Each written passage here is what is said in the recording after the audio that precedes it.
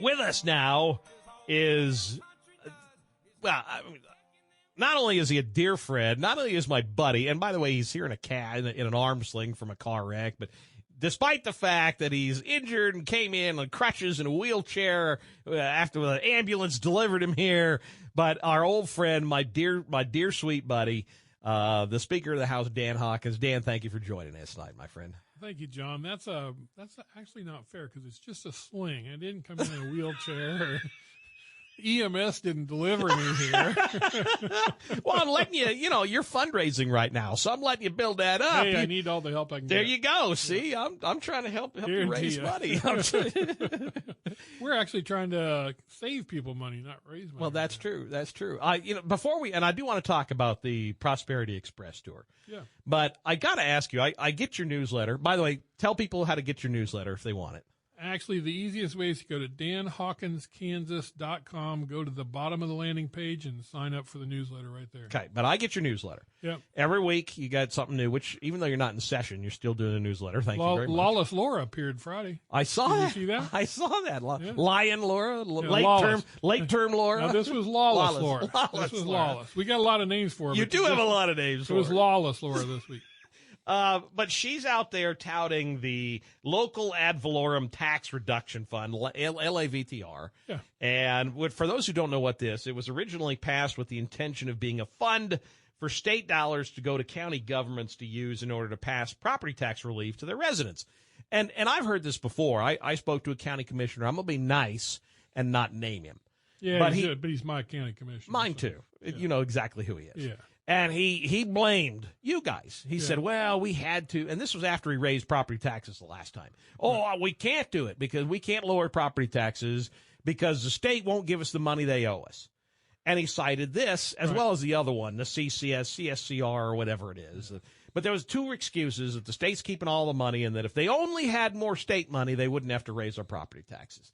So the question that I have for you, is that true? Is it all your fault? Are you being mean? I was hoping you were going to say, what say you? So what say you? What say you, Dan? So here's the scoop on that. And number one, Laura Kelly has never put that in her budget, by the way. So if she really she doesn't want to give it back either. No, she doesn't. She just wants to pile on us.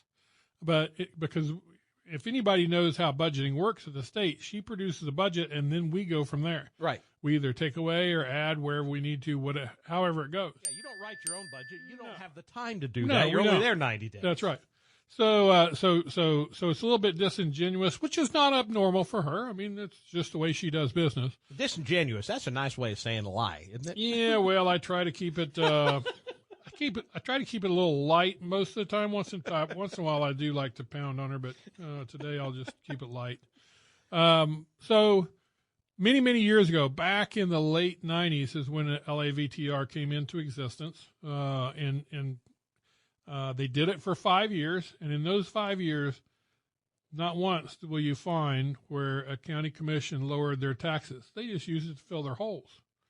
They just used it to fill the budget holes. So, and did you guys? Well, you weren't there, but I assume the legislature didn't put in any teeth to say if you don't use it there, or you're required to do it. Right. Yeah. So, and quite frankly, let's say we did require them to do it, they probably wouldn't have lowered it all the way, so they could still come out with more money. Right. Yeah. So naturally, I think it was it's either in 2000 or 2003, the legislature got tired of it and said, listen, we're not going to fund it if you're not going to lower taxes. And so we haven't funded it for over 20 years, probably closer to 23 years now. And all of a sudden, all the county commissioners around the state are saying, you aren't giving us our money. So, probably the best thing to do is to repeal that that provision, and that takes it away from them. We're going to do, and we'll be talking about this on our tax tour. We already had 3 stops on our tax tour, Hayes, Salina, and Concordia about a week and a half ago. But we've talked about that, the fact that we will give tax relief. A lot of people don't understand that the state doesn't have a whole lot of effect on property tax. We have 21.5 mills that the state controls, that we in the legislature control. 20 mills goes towards education, and the mill and a half goes towards buildings, state buildings. Other than that, that's the only property tax that we have anything to do with. So since we cannot depend upon our county commissioners to do what's right, and I shouldn't say that because there are some counties that have. Give you, for instance, Kingman County, and you know we've got a friend in Kingman County. Oh yeah, I know who you're talking about. And they have, every time their evaluations goes up, they bring their mills down accordingly to try to keep it level. So they're one, and there's some others. There are a few other counties across the state, but not this county, that have done it. So we will give tax relief to our people through the tax that we can control. And then the other thing we're going to do is the Senate passed a constitutional amendment to cap appraisals at 4%. That would be the biggest thing. Yes. That if nothing else, Absolutely. that helps people on a fixed income. Absolutely. I'm constantly seeing stories of people. There was a story out of Johnson County when I was filling in for Pete Mundo up in Kansas City, and there was a guy who lived in his house for 33 years, and he just got another reappraisal, and this year's reappraisal, his home went up by 80%. Yeah. Property value, and he's literally. I think that the figure was something like $35,000. And he can't afford that. It's that's asinine. He's done nothing to it. I know even in my own home, our house went up by $18,000, Sure. and we've done nothing other than mow the lawn. Yep. How is that even possible? And it isn't. They can't justify it. So this is a great idea. Well, and I've had a few of the county commissioners who have talked to me about our proposal, this 4% cap, and of course they say you're going to mess it up for us. Where? Yeah, and Control your spending. And my comment back to them was, 4%'s not enough. Yeah. Are you kidding me? Well, control your spending.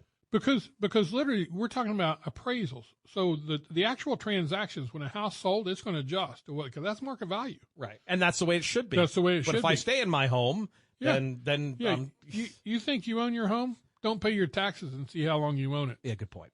So it's really, I like Missouri's tax. They do it a little bit different because that's what they do. When you sell, it goes up. When it sells again, it goes up. But it goes up to the new market. That's the market value, or it could go down depending on the market. Yeah. But here, we're so used to the county commission and the appraisal system taking it up every year. Last year, I think here in Sedgwick County is around 9% on average. Yep. Well, and the schools are the same way. I mean, Goddard School District just rose property taxes. Now we're talking property is a little different than appraisal. Right. But they were only able to do it because of the appraised value. Sure. But in Goddard, their property taxes are going up 18% because of the appraised values. That's asinine. The good thing about a constitutional amendment is Governor Kelly cannot stop that. Which she would if she could. Oh, she would if she could, but she can't. If we get 2/3 in the House and the Senate, it goes to the public to vote, and I can't imagine the public not voting for that 4% cap. No. I think that would be a slam dunk. So we'll be doing that pretty quick. We're talking with Speaker of the House, Dan Hawkins. I know we're coming up on my bottom of the hour break, but I want to talk to you real quick. You've got the Prosperity Express tax relief tour. You've got, 2 or 3 stops already. Yeah. The next one is coming to Wichita on the 14th. 14th, it's going to be at Temple Baptist Church from 6 to 7 p.m. And Temple Baptist Church is 11801 East Lincoln Street. I would encourage everybody to be there. I'm not going to be there because I'm actually out of town on another deal. But then, just for your listeners, we also have stops in Topeka on September 21st, Johnson County on the 25th, and Leavenworth on the 26th. Well, and I will be at the one in Wichita. The AFP asked me if I would kind of host. Oh, cool. So I'll be there, and it should be a good event. It should be fun. It will. And it gives people an idea of what they can look forward to, and then what they can push their elected representatives in the House and the Senate to vote for. Senate President Ty Masterson will be the headliner on that one. We've been doing them together, but since I'm gone, he gets full reign, so he'll enjoy it. We have fun. We actually have fun. I've seen the two of you work a room. You know how to work a room. Speaking of which, I know you guys are fundraising. You're in the process. You've got to raise, obviously, with Laura Kelly and her PAC. If folks want to help, if they want to donate, what's the best way for them to reach out to you to help out? Actually, email's probably the best. Again, it's pretty easy. Dan Hawkins, Kansas. Kansas is spelled out. So Dan Hawkins, Kansas @gmail.com.